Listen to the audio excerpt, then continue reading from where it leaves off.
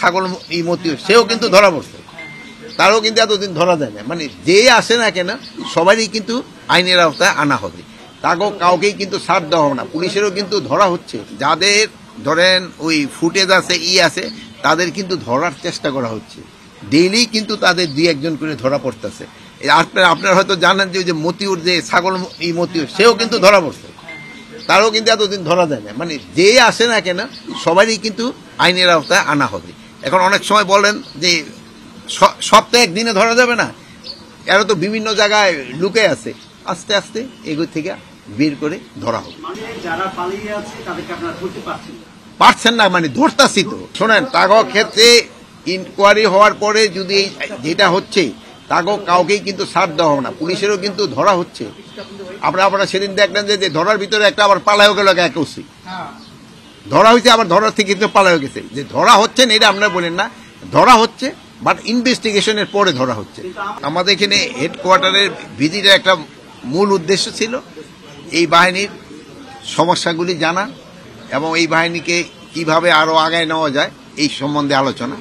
ওইটার উপরে একটা পুরো ব্রিফিং হয়েছে। তা আপনারা জানেন যে বাংলাদেশের কিন্তু আনসারের সদস্য সংখ্যা 60 লাখেরও উপরে। জেনেক্সে শিফট করো, লাইফকে লিফট করো। তা আমরা এরাদের সবাই কিভাবে ভালোভাবে একটা ট্রেনিং এর আন্ডারে আনতে পারি এবং একটা ডাটা বেসের ভিতরে যারা থাকে একক কিভাবে সমাজে বিভিন্ন উন্নয়নমূলক কাজে লাগানো যায় এবং ইন টাইম অফ ক্রাইসিস এবং কিভাবে ডিপ্লয় করা যায় এই সব ব্যাপারেই কিন্তু আমাদের আলোচনা হয়েছে।